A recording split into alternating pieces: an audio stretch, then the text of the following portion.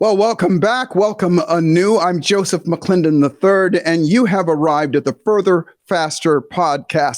And I'll be your guide, your host, and maybe even your mentor for this next little while on this journey to help you do exactly what the name implies, and that is to assist you in going further, faster, in becoming even more wealthy than you already are. And remember, around here, wealthy means to be healthy, happy, and financially abundant. And speaking of healthy, my guest today is the epitome of that. And you are going to want to take some notes. I want you to grab a pad and paper, get ready to take some notes because your mind is going to be blown. Her name is Tana Amen, and she is going to share with you some things that, well, let's just say, you might not have heard of before, or even considered before with regard to your health, and that is the most important thing. So I'll be right back with Tana Amen.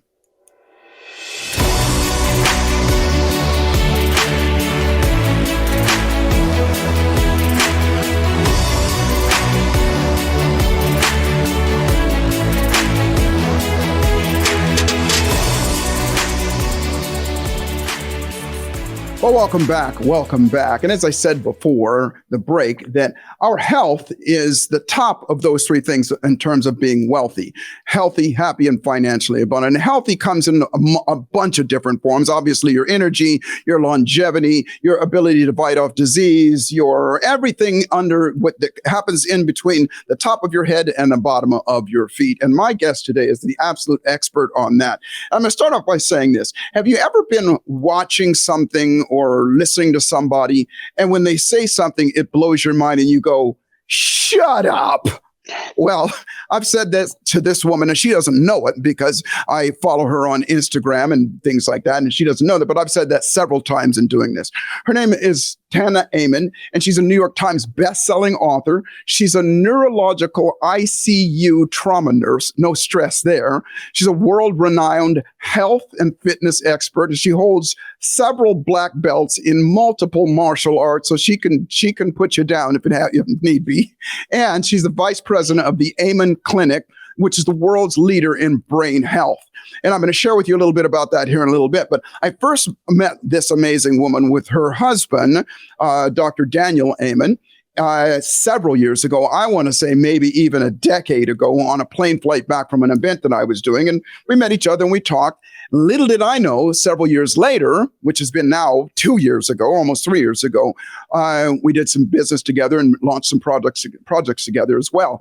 And I started following Tana on Instagram first and watching it. And that's where I've had to tell you several times, Tana, shut up. Come on. Because there's things that I learn. And I consider myself a little bit of an expert in this area, but you've taught me so much. So welcome to the show. Welcome to Further Faster, Tana. Thanks for having me. I'm so excited to be here. And if I can really quickly, Joseph, I met you long before you met me. So I believe in manifesting, and I met you at an event. You were on stage. I was not. And I always looked up to you so much. And so I've always told myself I'm going to be on that side one day. And, you can manifest, or you can manifest good, or you can manifest bad.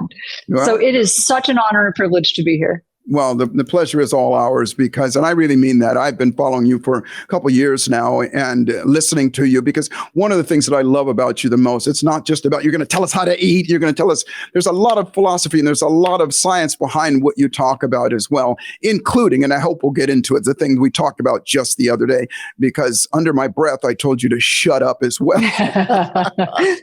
So share with us a little bit about your background, what brought you to this place to where you are right now, where you are. I know it's your passion to help other people become more healthy.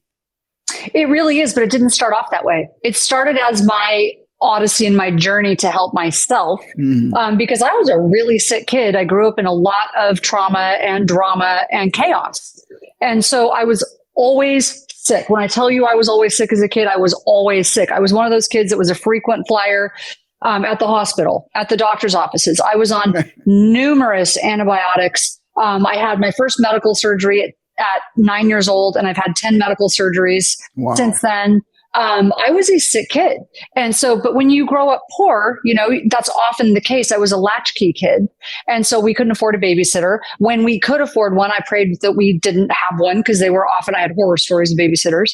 And I'm not telling you all of this stuff to make you feel sorry for me or anything like that, but rather to impress upon people a certain point that I'm going to get to. So to back up a little bit, my mother was a 16-year-old runaway who never finished high school and lived on the streets for a little while. And so, that leads to a certain number of challenges in life. My mom was a great person, but she was very codependent. And so my uncle, who was a heroin addict, lived in our house, causing all kinds of problems. And I was, because my mom had to work so much, I was often surrounded by people who were not the healthiest people for me. Mm-hmm. Let's just put it that way. Right. So there were a lot of things. I mean, I almost drowned when I was 2. My other uncle was murdered when I was 4. I remember the day that the police came to the door. I was sexually abused. My dad left when I was young. And then I stopped talking to him. There were a lot of things that happened. And at 15, I was assaulted walking to high school. And I think that was a big turning point for me because that was one of the points where I went, I'm done. I'm done trying to hide. I'm done trying to be quiet, to fly under the radar.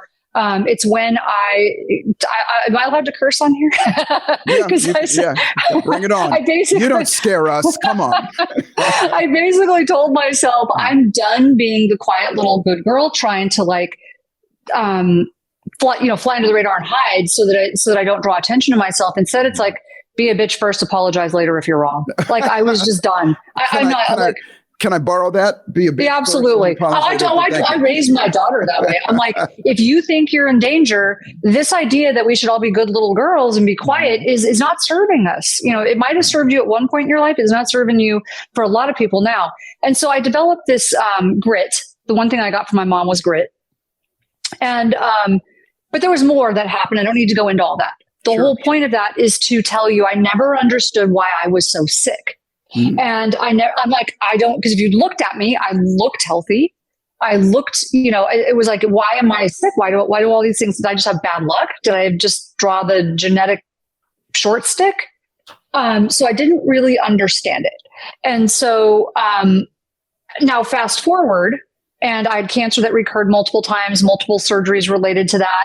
I had some other issues that happened with my health, and I was just kind of done. And so I started going on this journey to figure it out for myself. I'm now a nurse, so I had more resources and more ability to advocate for myself. And I came across some information while I was writing one of my books about ACE scores, adverse childhood experiences. Yes, thank you. Blew my mind. That was what I told you, by the way, that was in our conversation. It was my very first time hearing about that when we spoke just a few days ago. And I did, under my breath, tell you to shut up. Come on. So please share more. Because most people don't really understand, or if they've heard it, they don't really believe the connection between what happens to us in childhood with childhood trauma and what happens to us later with our health. But there's physiological reasons for it. It's not all psychological or psychosomatic. Mm-hmm. So when you are young and you grow up in a lot of trauma and drama, there's a quiz you can take called the ACE quiz. You just Google it. It pops up on numerous sites. You take the ACE quiz. It's a series of questions and they score you from 0 to 10. 0 being none, 10 being the highest score they're going to give you. And it's not even fully complete. Like it doesn't take into account things like bullying or racism or things like that. They're actually now expanding it a little. What they were taking into account is what happened inside your home. Mm. Okay. So that's all they were looking at. But what they found is that kids who grew up in chaos and trauma and drama, depending on your score was pretty directly related to how sick you would be. Interesting. So for a score of 4 or more, on average, you would have 7 of the leading causes of death, 7 of the illnesses that are leading causes of death. Now, just to be clear, because that's what I asked you the other day, 4 or more means 4 or more different traumatic experiences that happened during your life. Got it. Yes. So I'll give you an example would be physical abuse, sexual abuse, emotional abuse. Someone in your family was incarcerated, in your home. That means they had obviously been a criminal. So that means that's going to affect how you grew up. They were incarcerated. You were neglected or abandoned. Your mother was abused in front of you. Like you saw your mother abused. Like there's things like that. Right. So if you're 4 or more, you had on average 7 of the leading causes of death, like 7 of the illnesses that are leading causes of death, chronic illnesses. And if you had a score of 6 or more, you died on average 20 years earlier. Oh, wow. So I started looking at that and I'm like, check. And I'm like, but I'm not okay with this. I'm just, my husband says I'm very oppositional. Tell me I can't do something, I'm going to. Tell me I have to do something, I'm not going to do it. So I'm like, I'm not okay with this. This is just not okay with me, that because I was dealt this hand, you're telling me this is where I'm going to end up. And so I became... Your score was, if you don't mind telling us? Mine's an 8. My 2 nieces that I adopted out of 10, and my 2 nieces that I adopted are 9s. Mm-hmm. And so, it was pretty crazy growing up. And so my nieces were from my half sister. So she grew up even in a slightly more chaotic environment than I did. And so we ended up adopting them out of foster care. So I wanted to know what I could do to change that outcome. I'm like, I'm not okay with this. I'm going to figure out how to change this outcome. And I want to change the next generation. The big thing was I'm not repeating this cycle. Right. And so I went on a journey. My husband calls me a seeker, and that's how I ended up meeting you at an event. And was because I was like, I'm doing everything and anything that I can do to learn about this: nutrition, psychology, manifesting, managing my stress. I was not kidding about this. And it turns out there's a lot you can do. There's a big difference between PTSD, post-traumatic stress. I'll leave off the D, post-traumatic stress, and post-traumatic growth. Thank you. Yes. Yeah. So I like that. Yeah. And so I believe in post-traumatic growth. You can train resilience. Mm-hmm. And I also agree with you. And thank you so much for showing us that. I believe that trauma happens once, or each event happens once, but it lives every day in our unconscious mind, as long as we keep telling that story, as long as we keep doing that and doing over and over again. And if I'm hearing you right, and you and I fall in the same place on this with regard of, there is something that you can do about it. You can do something about not or ending the retelling of that story. And my question to you is, after having gone through all that and recognizing what all it is, and I know the answer and so does everybody else, what were the results, and maybe what are some of the things that you did to start reducing? Now because you can't change the past. We always say around here that it's never too late to have a happy childhood. You can't change what happened, but you can change how you feel about it. And so my question is, first off, what are some of the methodologies that you used? And in using those methodologies and changing how you felt, what did that do for your health? So I'll get into that. And I want to reiterate this because it's way too important to gloss over, because people get so mad at me when I say it. I actually had Byron Katie say this to me. It's like, that was a terrible thing that happened to you. And it happened to you how many times? I'm like, I don't know, a couple. And she goes, okay, and how many times have you played it over in your head? Right. And she goes, so who was crueler? You or the person who hurt you? Yes, very well. And she's like, you've played that over thousands of times in your head. Mm-hmm. So I think it's really worth pointing out that if you hold on to that, and people get so angry when you talk about victim mentality. Right, so I won't label it. I'm not going to label you as a victim, but it's a victim mentality when you do that. And I understand forgiveness is really hard, but it's not for their benefit. It's for yours. It's like drinking poison and expecting someone else to die. That's one of the things I had to do. Mm-hmm. So one of the big things was forgiving my dad, forgiving my uncle, forgiving, the people in my life, my stepdad who sexually molested me. I had to forgive some of these people, because as long as I'm holding on to that, it's an anchor. It's just an anchor around me. Mm-hmm. So that's just too important to pass up, because the psychology is every bit as important as the nutrition, as all the other stuff that we're going to talk about. Yeah, it is definitely a cybernetic loop, and dealing with one often, and I will say will always have an effect on the next, which will have on the next, and it'll keep growing from there, or vice versa. Because sometimes, like you said, when people hear that, they go, no, that happened to me, and you can't expect me to forget about that, and I cannot forgive that. They don't deserve my forgiveness. No, but do you? Do you deserve for you to forgive them? Yeah, I tell them, listen, forgiving is not condoning. Right. Forgiving is, you are for giving up reliving that story over and over again. Yep. And you are for giving up trying to change the past because it ain't going to change.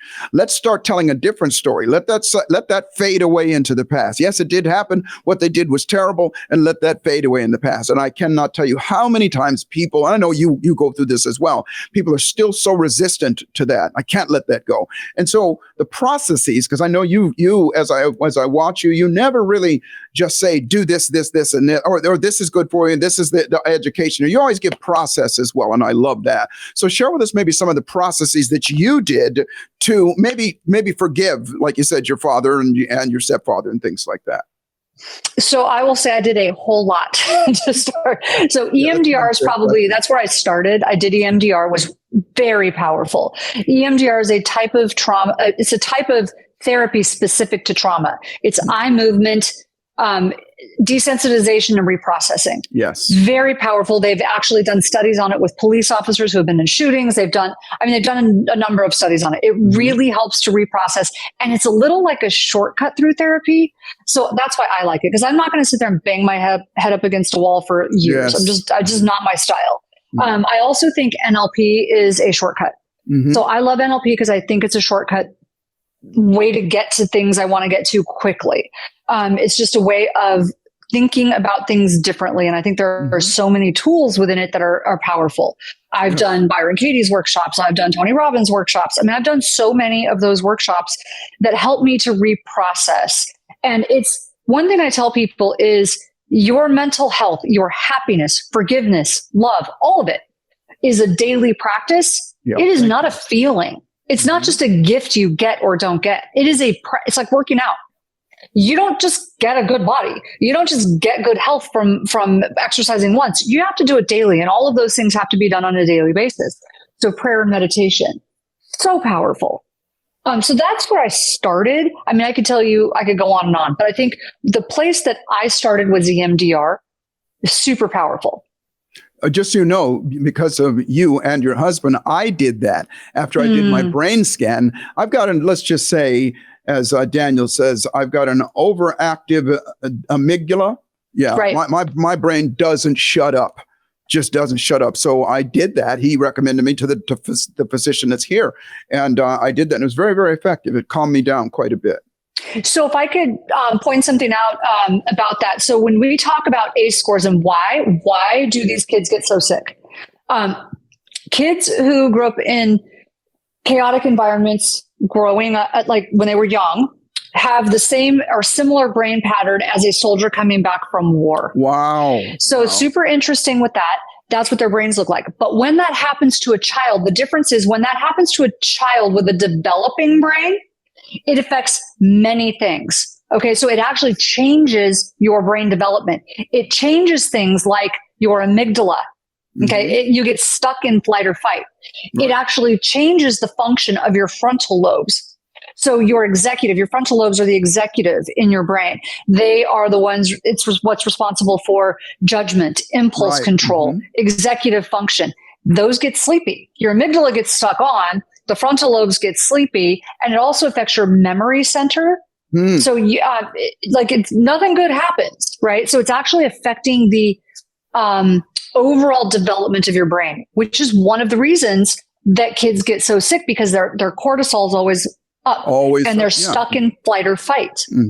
That was me for a long time. And one of the things that she's talking about, just so everybody knows, her and her husband, Dr. Tana Amen, are, in my opinion, the world's leaders in brain scan technology. And one of the things that I did was I went in, and I got to tell you really quickly, I was horrified. I'm not sure if I ever shared this with you, Tana, but I was horrified when I got my brain scan.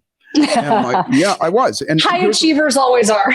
Well, let me tell you why, though, because it was such a beautiful experience. I went in and I knew I was going to do well on the cognitive part because I knew how to trick my brain. I know that if I got to memorize something, if I say it out loud, I'm going to remember it more than if I just try to remember it with my brain. So that's what I did. I knew I was going to do well on that.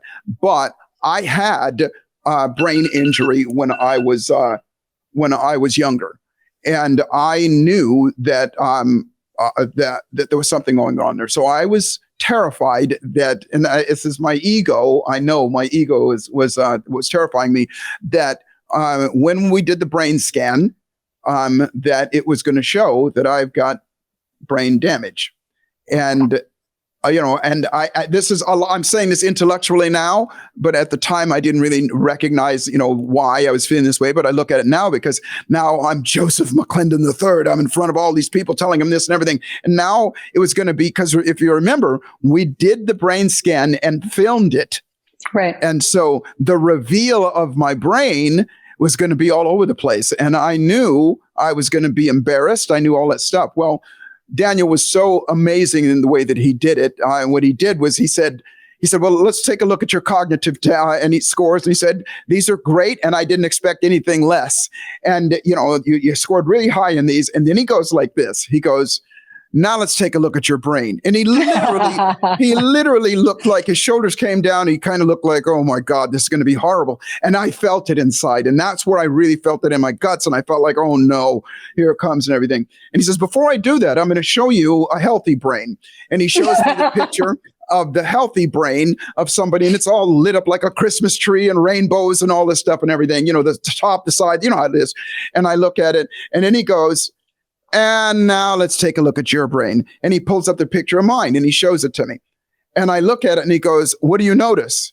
And I'm looking at it and I go, well, I don't know what I'm really looking at, Daniel, but I don't really notice that much of a difference. And he goes, exactly. He says, there's nothing wrong with your brain. You got a beautiful brain. And he goes, right here underneath, I forget where it is. He's looking underneath, from the bottom view. He says, you can tell that there was some damage done here, some time ago, but, you got a beautiful brain. I was never so happy to be wrong, because here's the deal. This I didn't share with you and Daniel. I went down after the whole thing. We filmed it, all that stuff and everything. And I went down to my car, and their office is, the parking lot is maybe, I want to say 100 yards from the main street, which is Bristol Street there. By the time I got to the stoplight 100 yards away, from elation, I was in tears, Tana. And here's the reason why. And then we're going to take a break here shortly. The reason why was because the trauma the physical trauma that happened to me, not just getting my head's crushed and all those things and everything, but the things that the guy said to me and that trauma and all the stuff. Every time I stumbled over my words, every time I misspelled something, every time I stumbled over something and didn't remember something, I would always go internally, unconsciously, well, it's because I'm brain damaged. And so I sat there for a moment, and I had to use my own stuff on me, the NLP and the neuroencoding and all those things on myself to change myself, to make me recognize that, that is the past. Because so many of us, that are professionals and whatever, they always say that the painter's house is always the worst painted house on the block, and so it was one of those things. So listen, we're going to take a real short break, and I'm fascinated by this, and I've been fighting back, telling you to shut up for some time now. So we're going to take a short break, and we'll be right back. And please share with us more about this ACE and your results and some of the things that you can help other people as well. So we'll be right back with Tana Amen.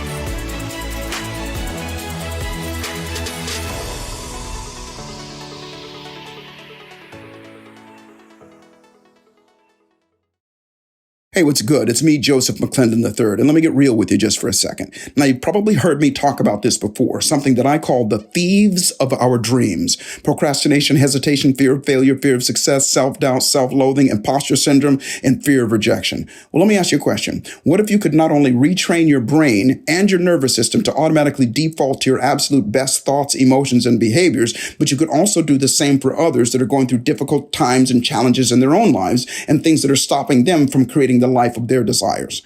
Well, this is what I call neuroencoding. And at the risk of sounding arrogant, these are the same tools, methods, and strategies in neuroscience that I've used to operate in the upper 5% of all of my own businesses, especially as a coach, a speaker, and a presenter for the last 30 plus years. The Neuroencoding Institute provides you with the knowledge, the tools, and unmatched support to become a certified neuroencoding specialist and guide you to the life of wealthiness. And remember, wealthy means to be healthy, happy, and financially abundant. Go to neuroencoding.com to speak to an enrollment specialist today, and I look forward to serving you at the highest level.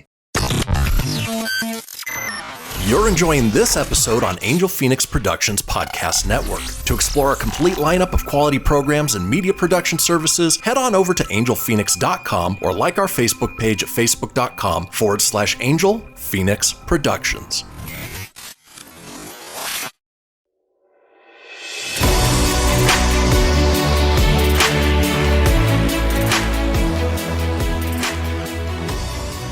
Welcome back.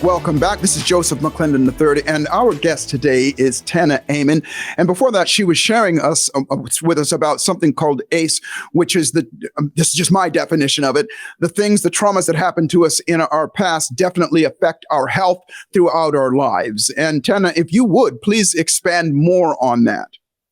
Absolutely. So we were talking about adverse childhood experiences, and there's more that, obviously more than just your childhood adverse experiences that can affect you. There are things outside of that, like many of us. I think some of the traumas in my 20s that were self-induced were horrible, but there are other things that can affect you. But that one is because of how it affects your brain development when you're young. We talked about that. Yes.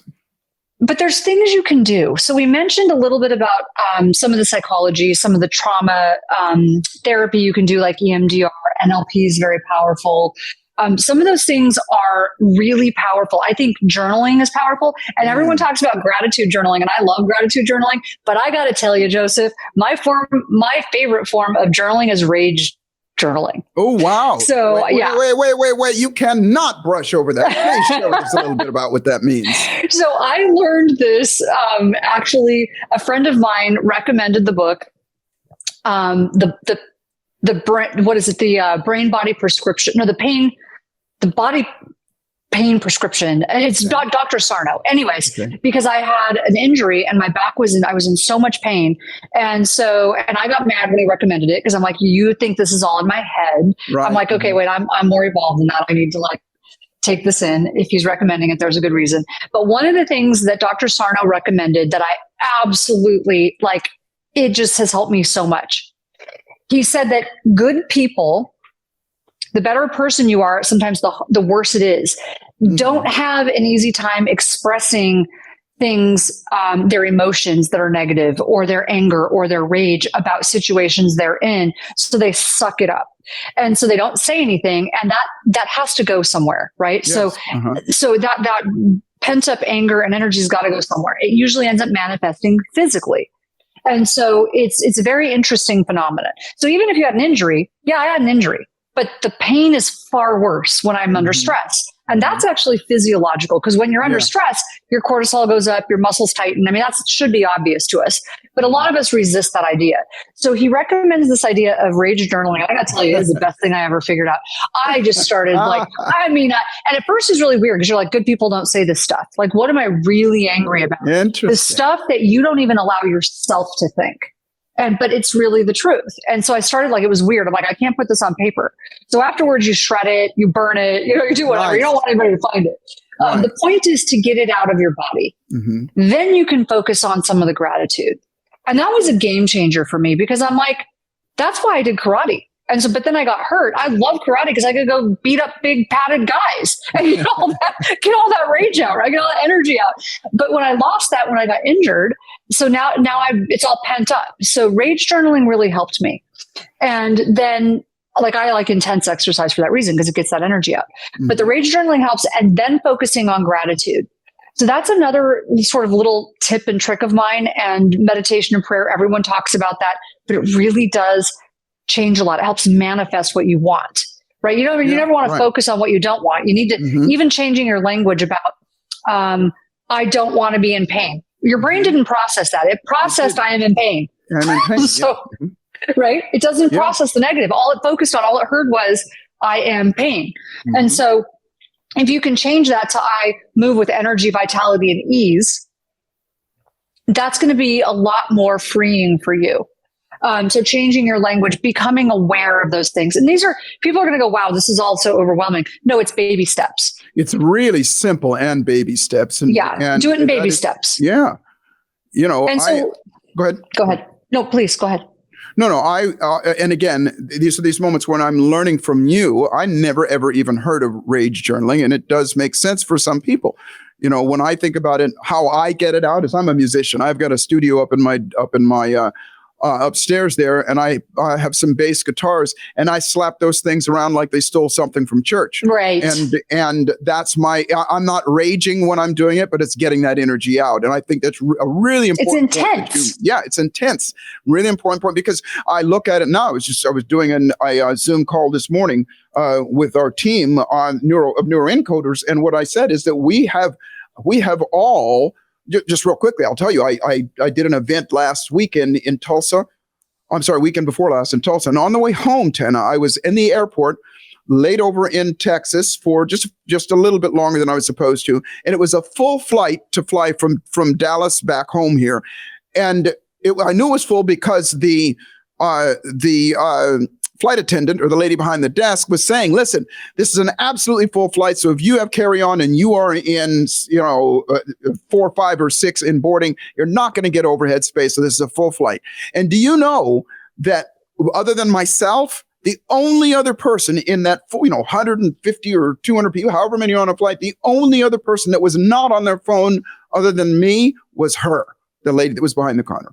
And I say that because that is where we're so focused. And as you said, you're pent up with it. And as well as I do, our phones and the social media and everything, it's designed to keep that cortisol pumping through us. And so to do something, whether it's rage journaling or something that's intense, allows you to free something. But most people are not doing that. I love that. Yeah. So if I could, I love that. So if I could, I was thinking I'm going to end up giving all these little tips, and it's going to make it hard to sort of categorize it. I think one of the things we do at Amen Clinics, and I think this is a really good way to help people sort of think about how to take control of their health. It's 4 circles. It's your biology, your psychology, your social circle, and your spiritual circle. Nice. So what does that mean? Right? What does that mean? It means your biology is your nutrition, right? Your brain health, like you checked your brain out. You got that under control. Your biology is, have you had infections that are affecting you? Did you have a brain injury? Like all of those things that are possibly affecting you are, that's the biological circle. The psychological circle is how you think. Do you believe every stupid thing you think? Do you challenge your thoughts? That's where your prayer and meditation go. So that's a really important one. And then the social circle is your friends, because people are contagious, right? So who you hang out with matters. So if you're an alcoholic and you're trying to be sober and you're going and you're hanging out in bars with alcoholics, well, good luck, right? So my mom used to tell me something, because my mom was a hustler trying to get out of where we were at. But she said, show me your friends and I'll show you your future. So that's a really important message, I think, for youth especially. And then your spiritual circle is what gives your life meaning and purpose, because purposeful people live on average 11 years longer. So super important to take into account, what are you doing bigger than yourself? Why is the world a better place? Because you breathe. Oh, that is so because you've been given the privilege of breathing. And so that's, if we can break it down into those things and you start taking small steps in each of those circles. Okay. So in the psychological circle, we talked about rage journaling. We talked about EMDR and NLP. That's all in that circle. The nutrition, we can't, leave your podcast without talking about how to take control of nutrition, because nutrition is one of the most powerful things you can do to take your health back. So whether we do that in this segment or the next, we have to touch on that. Oh, this is it. This is it. This is the last segment. And, well, then we have to do it. Yeah, so we might as well do it now. Yes. So rage journaling is, Nutrition. Nutrition. So people underestimate nutrition and they think, oh, well, all food is food. All food is not food. First of all, most food today is food-like substances is not even food. Yes. It's not food. It's man-made. It's made by scientists who literally their entire job is based on making you more addicted than the next brand. They work on the crunchiness, the meltiness, the saltiness, the jingles that we still know jingles from 50 years ago, right? So it's not actual food. And so what's really important is eating food that's anti-inflammatory, that is high fiber, low glycemic. I cannot stress enough. People are like, everything in moderation. Cocaine, affairs, arsenic, in moderation just is not helpful. It's not, yeah, come on. It's just not helpful. Okay. So don't lie to yourself. Some things in moderation are not good for you. Mm-hmm. So be truthful about the things that are okay and the things that are not. And so really assess your diet and focus on real food. And if you can do one thing, which is go low glycemic, and the way you do that and break your cravings is you focus on small amounts of protein and fat with every meal. Small amounts of protein and fat with every meal, and eat 4 or 5 times a day. High quality protein, high quality fat, plant-based fat like avocados, nuts, seeds. And then what's going to happen is you're going to end up breaking your addiction. So that's one of the things right there. Well, first off, we're running up on time here, and there's so much more I want to dig deeper. So much. I'm going to ask you 2 things. And by the way, you and I get to do an event here shortly coming up here. And for those of you that are listening to this a year from now, it will have already happened. But if you're listening to this now, we're going to be doing an event together. So obviously, Tana, there's so much more, because that little piece that you just talked about, the nutrition side, is the part that I think I enjoy the most in watching you. In your social media posts and things like that. And there's so much to be said there as well. So I want, first off, everybody, please follow this woman. At the very least, if you follow her on Instagram, you're going to get some insight, and you're going to be saying that, like I said, are you serious? Come on. Yes, you'll be going to learn so many things. And as well, Tana, how else can they get a hold of you? How can they get more and learn more about what you teach and what you do? So for books, free recipes, tips, things like that, my quick start guide, if you're trying to get your health, on track, you can go to tanaamen.com. You can go to amenclinics.com if you're interested in, you think you have an issue with your brain. amenclinics.com is really good. If you are looking for some of the products that we have that are very clean, they're brain focused, you can use my code TANA21 and go to brainmd.com. And then Instagram @Tana Amen. Spectacular. And all of these things, everybody, please, like as I said in the very beginning, our job here at Further Faster is to help you get what you want, to be healthy or happy or financially abundant sooner rather than later. And so do not waste time in doing that. Follow this woman. And, I am an advocate, and I will vouch for the supplements and the products that you guys create and promote. They are very clean and they work. And the bottom line is, with all these things that we're learning here, that we've learned from Tana, and the experiences that you've gone through, this is science now. This is not rainbows and crystals and meditating and all that stuff. There's not anything wrong with that, but this is science. And because it's science, it's duplicatable. And it's not just duplicatable with one person, it's duplicatable with many people. Yes, we all have different physiologies and bodies and things like that, but there are a lot of things that we all have in common. So Tana, thank you so much. And so the last thing I want to ask is, will you join us again so that we can finish up this talk? Oh, 100%. I feel like we could talk forever. Absolutely. So, ladies and gentlemen, this is Tana Amen, and I am Joseph McClendon III, and I want to thank you, and I always want to remind you that life is always exactly what you dare to make it. And fortune, whatever you want, whatever you consider fortune to be, favors the bold. So the trick to life is to always boldly step up and dare to make your life magnificent. I look forward to serving you, and I will see you at the top.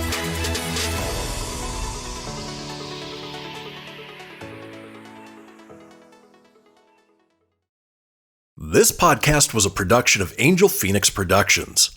Explore more episodes of this show or other great shows on the Angel Phoenix Podcast Network by visiting angelphoenix.com. The views expressed in this show do not necessarily represent those of Angel Phoenix Productions or its advertisers, and may contain language that's unsuitable for younger listeners.